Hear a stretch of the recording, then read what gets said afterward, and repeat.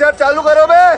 अतुल लोटे पाटिल जी से ले लेती हूँ, आपकी आवाज नहीं आ रही है। अनुराग जी उसके बाद जवाब देंगे। अतुल लोटे पाटिल जी, उन्होंने चूंकि यासिन मलिक का दोस्त आपको बताते हुए तमाम टिप्पणी की है, पहले आप अपना जवाब दें। जी बराबर है। फिर देश के पूर्व प्रधानमंत्री अटल बिहारी वाजपेयी जी भी जो है वो भी देशद्रोही है, अजित डोवल वो भी देशद्रोही है, नरवानी जी वो भी देशद्रोही है क्योंकि उन्होंने हाथ मिलाया था, उन्होंने यासिन मलिक को अपना एम्बेसडर बनाया था, उसके पासपोर्ट बनाए थे। ये सारे देशद्रोही है क्योंकि ये चाहते हैं इस देश में हिंदू मुसलमान हो, इसलिए ऐसी बात करते हैं। वो वीएचपी वाले हैं ना, उनको कहना कि इंफॉर्मेशन लेके बैठा करे। वो हमारा कुंसुम स्टैंडिंग स्टिग्मा जो है ना वो नहीं था, हमारा काउंसिलर नहीं था। वो गलत जानकारी अमित मालवीय जो है उसका धंधा ही है रोज कुछ ना कुछ हिंदू मुसलमान फैलाते रहना। उसने ये गलत इंफॉर्मेशन दी है जिसके ऊपर डिफेमेशन केस होगी। हमारा काउंसिलर, सारा देश नर की खाई में झोंका जा रहा है। हमारा काउंसिलर नहीं था। किस तरह की बात कर रहे हैं? बीच में बोला नहीं, मिर्ची लगी क्या? मिर्ची लगी क्या? अटल बिहारी वाजपेयी मिर्ची लगी क्या? उसका पासपोर्ट बना के दिया था। मिर्ची लगी क्या? लगी क्या? अजित डोभाल उसके साथ चर्चा करते थे। मिर्ची लगी क्या? तो क्या अटल बिहारी वाजपेयी देशद्रोही है? ये डिबेट में हमको जाना नहीं है।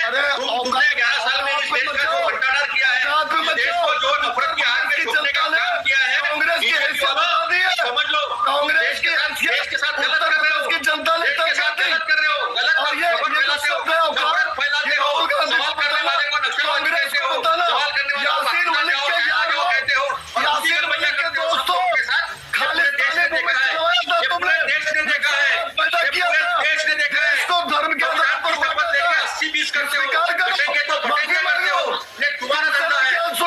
सबको मजा नहीं आ रहा है। करने वाले लोग हैं, संविधान में विश्वास रखने वाले लोग हैं, कांग्रेस के साजिश और नहीं चलेगी। कानून व्यवस्था जो है वो टूटी है। कानून व्यवस्था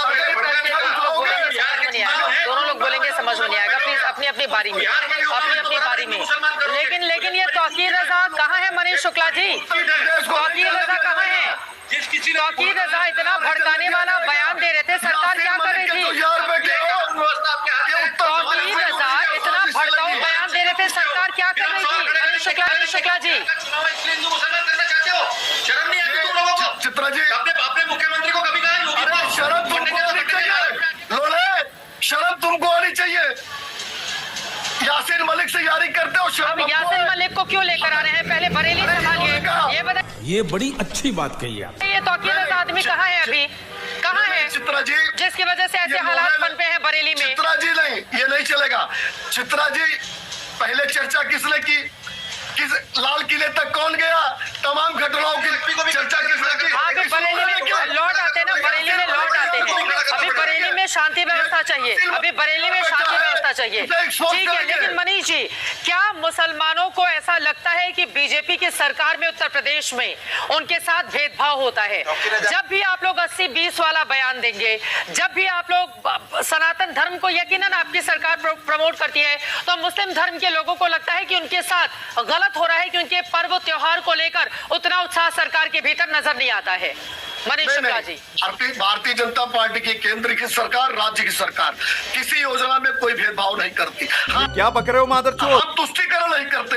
हम ये नहीं कहते कि आप चाहे आतंकी घटना करो अखिलेश की तरह, हम तुमको छोड़ देंगे।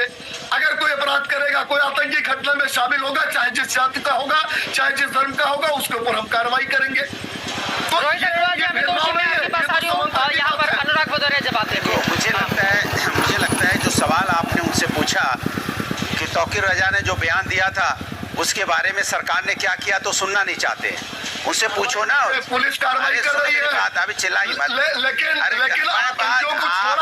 आतंकियों को छोड़ा था यासीन मलिक। सवाल ये उठता है जब बदायूं में घटना होती है फिर वही राग गाते हो, जब यहाँ कासगंज में घटना होती है वही राग गाते हो, जब यहाँ पे बहराइच में घटना होती है वही राग गाते हो, बरेली में घटना हुई वही राग गा रहे हो। आपके सरकार में दंगे हो रहे हैं, आपके सरकार में भावनाएं भड़क रही है। आपकी पुलिस क्या कर रही है? हम मालूम है तेरे बाप को मत सिखा। चल, आपकी सरकार क्या कर रही है?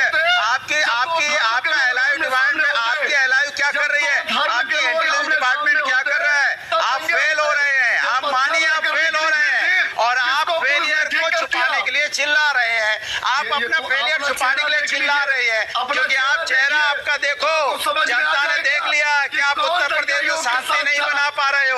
आप बरेली में जिस तरह की लाठी जिस तरह का जो हुआ आगजनी हुई है, जिम्मेदार कौन है? जिम्मेदारी आप लोग तो कौन लोग हैं? जिम्मेदारी सरकार नहीं लेगी तो कौन लेगी? पुलिस जिम्मेदारी नहीं लेगी तो कौन लेगा? आपका लाइव फेल हो जाता है, फेल हो जाता है, ऊपर से इस तरह की आगजनी हो जाती है और फिर बैठ के हल्ला मचाते रहते हो। सरकार आपकी है, पुलिस प्रशासन आपका है, आपका फेल हो रहा है, हल्ला मचा रहे हो टीवी पे। और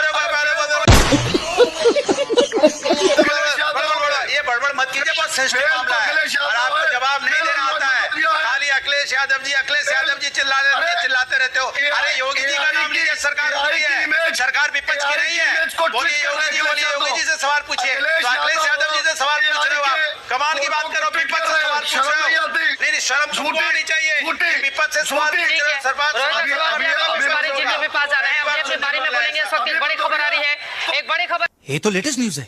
सीधे उसका रुख करेंगे। बरेली में उपद्रव के बाद एक्शन शुरू हो गया है। पुलिस ने कुछ लोगों को हिरासत में लिया है। प्रदर्शन में शामिल लोगों की तलाश भी की जा रही है। बरेली में उपद्रव के बाद एक्शन शुरू हो चुका है और बहुत बड़ी तादाद में, आपको बताते चले, जुमे की नमाज के बाद प्रदर्शनकारी जब प्रदर्शन पर अड़े हुए थे, जिस जगह पर उनको इजाजत नहीं थी प्रदर्शन की, वहां पर जाकर वो विरोध दर्ज कराना चाहते थे। पुलिस ने उनको रोका, पत्थरबाजी हुई, लाठीचार्ज हुआ। हालात उसके बाद खराब होते हुए चले गए। तस्वीरें आपके सामने हैं। बरेली में उपद्रव के बाद एक्शन शुरू हो गया। अब अनुराग भदौरिया जी, चूंकि मस्जिद में नमाज अदा की गई और उसके बाद ये उपद्रव हुआ, तकरीबन सभी मुस्लिम समुदाय से ताल्लुक रखने वाले लोग हैं। अब यहाँ पर जो एक्शन होगा, यकीनन वो उपद्रवी जो मुस्लिम समाज के तमाम युवाओं के बीच में पहुंच गए थे, उनमें से ज्यादातर मुस्लिम समुदाय के हैं, जो जानकारी निकलकर सामने आ रही है ग्राउंड से।